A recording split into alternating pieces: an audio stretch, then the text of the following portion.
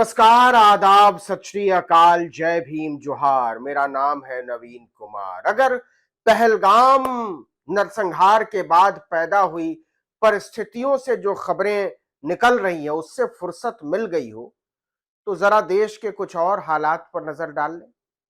और इस समय बिहार में सरगर्मी सबसे ज्यादा बढ़ी हुई है, क्योंकि यह समझ में नहीं आ रहा है कि प्रशांत किशोर ने किसकी सुपारी ली है। भाजपा की सुपारी ली है, नीतीश कुमार की सुपारी ली है, या फिर आरजेडी कांग्रेस अलायंस गठबंधन, जिसको महागठबंधन कहते हैं, उसको खत्म करना चाहते हैं प्रशांत किशोर। और क्या उनके भीतर इतनी ताकत है भी कि वो किसी भी गठबंधन को सबक सिखा सकें या अपना कोई नया राजनीतिक धरातल तैयार कर सकें। देखिए, प्रशांत किशोर ने लंबे समय के बाद, लगभग 6 महीने के बाद 17 मई को अपने राष्ट्रीय अध्यक्ष, जन सुराज के राष्ट्रीय अध्यक्ष की घोषणा की। आरसीपी सिंह, जो पूर्व अध्यक्ष हैं जेडीयू के और नीतीश कुमार के खासम खास कहे जाते थे, उनके राजदार कहे जाते थे, उनको शामिल किया। उनकी पार्टी आप सबकी आवाज का विलय करा लिया जन सुराज में। हालांकि उस पार्टी का कोई अपना महत्व था नहीं, कोई वजूद था नहीं, लेकिन चलिए ठीक है। आरसीपी सिंह अंतिम समय में, जीवन के अंतिम समय में अगर कोई राजनीति करना चाहते हैं तो प्रशांत किशोर ने उनको जगह दी है। लेकिन एक नाम जो चौंकाता है वो है उदय सिंह का नाम। कल रात को आप कहाँ पर थे? गांधी मैदान। उसके बाद ये किसका, प्रशांत जी का बस है? ये उसी का है जी। किनका? ये हमारा पूर्व उदय सिंह सांसद का बस है ये। अच्छा, वो दोस्ती के नाते इसको दिया गया था इस्तेमाल करने के लिए। ठीक है जी। उदय सिंह को जन सुराज का पहला पूर्णकालिक राष्ट्रीय अध्यक्ष बनाया गया। आपको पता ही होगा कि जब गठन हुआ था जन सुराज का तो काफी समय तो उसका कोई कार्यकारी अध्यक्ष या राष्ट्रीय अध्यक्ष जैसा कोई व्यक्ति ही नहीं था, लेकिन काम चलाऊ अध्यक्ष एक बनाया गया था। और मनोज भारती को, पूर्व आईएएस, तो यह माना गया था कि दलित वोट बैंक पर नजर है प्रशांत किशोर को और इस वजह से मनोज भारती को चेहरा बनाने की कोशिश हो रही है। लेकिन यह भी लगभग समझ में आ गया था कि मनोज भारती पर वो भरोसा नहीं कर पा रहे हैं। तो बहुत जल्दी एक पूर्णकालिक अध्यक्ष की खोज शुरू हुई और वो उदय सिंह पर खत्म हुई। अब मजा देखिए कि उदय सिंह को आगे करके डायनेस्टी पॉलिटिक्स पर हमला बोल रहे हैं प्रशांत किशोर। वो कह रहे हैं कि राजा का बेटा अब राजा नहीं बनेगा और सबको भागीदारी मिलेगी, और वो दलित मुस्लिम पिछड़ा अलायंस की बात कर रहे हैं। लेकिन असल में देखिए, प्रशांत किशोर हैं, प्रशांत किशोर पांडे उनका पूरा नाम है। वो ब्राह्मण समुदाय से आते हैं और उन्होंने अपना पहला राष्ट्रीय अध्यक्ष जन सुराज का जो बनाया है वो चेहरा बनाया है उदय सिंह को। तो उदय सिंह राजपूत समुदाय से आते हैं, ठाकुर समुदाय से आते हैं, और ऐसा भी नहीं है कि बहुत गरीबी से आगे निकल कर आए हैं या बहुत संघर्ष करके वो राजनीति में पहुंचे हैं और जन सुराज ने बड़ा कोई नगीना खोज कर निकाला है, हीरा खोज कर निकाला है ना। डायनेस्टी पॉलिटिक्स का एक बहुत मशहूर चेहरा रहे हैं कहना पड़ेगा उदय सिंह, क्योंकि ये चर्चा बड़ी तेज हो रही है कि उदय सिंह है कौन, कहां से धो पोंछ के निकाला प्रशांत किशोर ने। तो देखिए, उदय सिंह 2 बार के सांसद रहे हैं पूर्णिया से, जहां से इस समय पप्पू यादव सांसद हैं।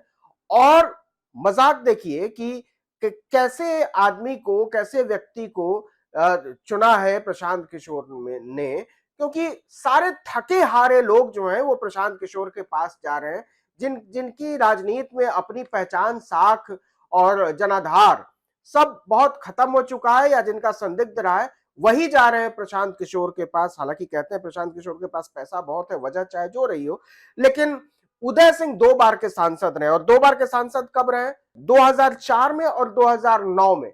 अब मजा देखिए कि 2004 में और 2009 में वो भाजपा के टिकट पर सांसद चुने गए। कब? जब केंद्र में कांग्रेस अलायंस की सरकार थी, यूपीए की सरकार थी, तब वो 2004 और 9 में बीजेपी के टिकट पर चुने गए थे। हालांकि इसके पहले भी वो चुनाव लड़े थे 1998 में कांग्रेस के टिकट पर, लेकिन हार गए थे। लेकिन 2004 में वो जीते, फिर 2009 में जीते, 2014 में बीजेपी ने फिर टिकट दिया। मोदी की लहर चल रही थी।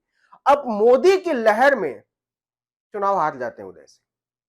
समझिए कि मोदी लहर में चुनाव हार जाने वाले, मोदी की प्रचंड लहर कहना चाहिए, उसमें चुनाव हार जाने वाले उदय सिंह को प्रशांत किशोर ने राष्ट्रीय अध्यक्ष बनाया है, या कहिए उनके पास कोई चॉइस नहीं था, कोई विकल्प नहीं था, तो उन्होंने उदय सिंह को ही बना दिया।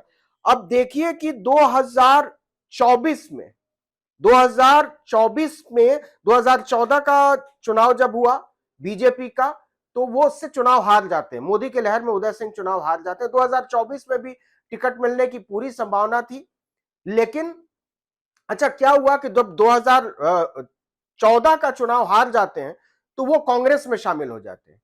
अब ये था कि कांग्रेस में शामिल होने के बाद उनका टिकट पर दावेदारी बनती थी, लेकिन वो क्या होता है, 2014 का चुनाव बीजेपी से हार जाने के बाद उदय सिंह हताश हो जाते हैं, वो चले जाते हैं कांग्रेस पार्टी में।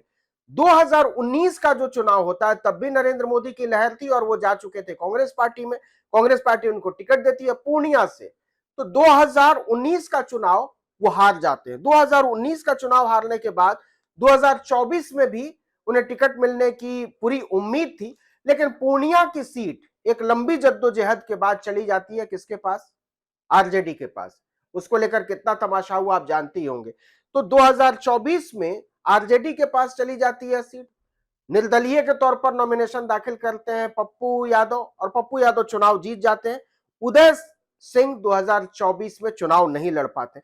अब देखिए कि उदय सिंह कैसे धो पोंछ कर निकाले गए हैं, और ऐसे बताया जा रहा है कि जैसे वो जन सुराज में संघर्ष करने वाले लोगों के नेता बताए जा रहे हैं, तो उदय सिंह का अपना संघर्ष कितना, एकदम सिल्वर स्पून के साथ वो राजनीति में आए, चांदी का चम्मच लेकर पैदा हुए वो राजनीति में। उनकी मां माधुरी सिंह 1980 और 84 में कांग्रेस के टिकट पर 2 बार सांसद रही हैं, पूर्णिया से ही। तो उनकी मां 2 बार सांसद रही कांग्रेस के टिकट पर। और एनके सिंह जो उनके भाई हैं, वो जेडीयू के बड़े नेता रहे हैं और बड़े अधिकारी भी रहे हैं तो केंद्र सरकार में।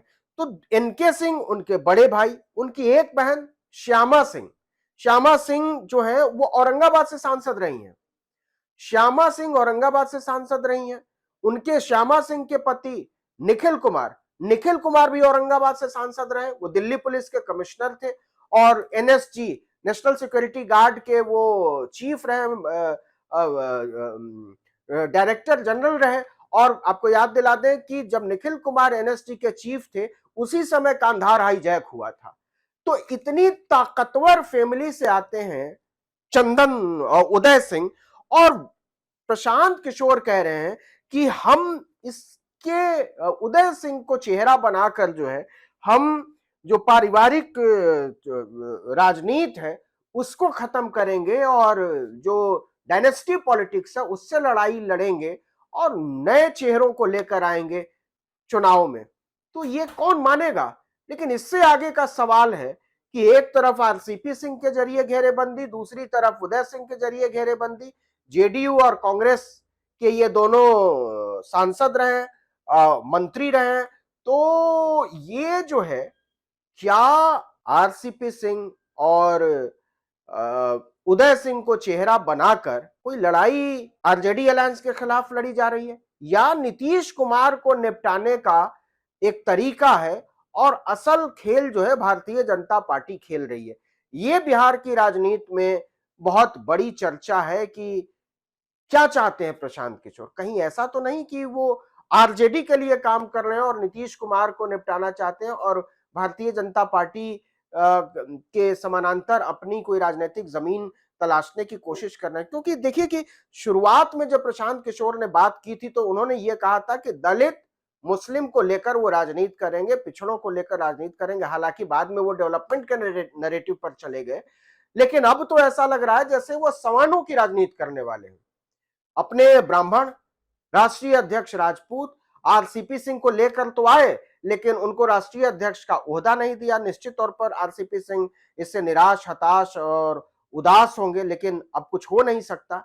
तो यही सवाल बिहार की राजनीति में बहुत जोरदारी से घूम रहा है कि आखिर प्रशांत किशोर किसको निपटाने वाले हैं। देखिए एक बात तो तय है कि बिहार की राजनीति में जो चुनाव होने वाला है विधानसभा का, उसमें प्रशांत किशोर अपनी कोई भूमिका ढूंढने की कोशिश कर रहे हैं, मैं कोशिश कर रहे हैं इसलिए कह रहा हूं कि उनकी कोई भूमिका, व्यापक भूमिका बनती हुई नजर नहीं आती है। लेकिन आरसीपी सिंह और उदय सिंह के नाम पर अगर कोई वो जातीय गोलबंदी करना चाहते हैं, तो संदेश यही जाता है कि प्रशांत किशोर दरअसल सवर्ण राजनीति करने वाले हैं और सवर्णों में भी ठाकुर ब्राह्मण की राजनीति करने वाले हैं। लेकिन बीजेपी की राजनीति के मुकाबले ये काम कितना करेगा, ये सवाल है। लेकिन जो सबसे बड़ी बात है वो ये कि प्रशांत किशोर बहुत तेजी से सक्रिय हो रहे हैं और उन्होंने कहा है कि मैं फिर से पदयात्रा शुरू करूंगा। लेकिन पदयात्रा का कोई लाभ उनको तुरंत विधानसभा के चुनाव में मिलेगा, ये तय होने में थोड़ा वक्त लगेगा। इस वीडियो में इतना ही। लेकिन अगर आपने आर्टिकल 19 इंडिया को अब तक सब्सक्राइब नहीं किया तो फौरन कर लीजिए, बेल आइकॉन दबाइए, घंटी जैसी आकृति लाइक कीजिए और कमेंट करके बताइए हमारा वीडियो आपको कैसा लगा। हमारा ट्विटर हैंडल है आर्टिकल 19_इंडिया और मेरा ट्विटर हैंडल है नवीन जर्नलिस्ट। नमस्कार।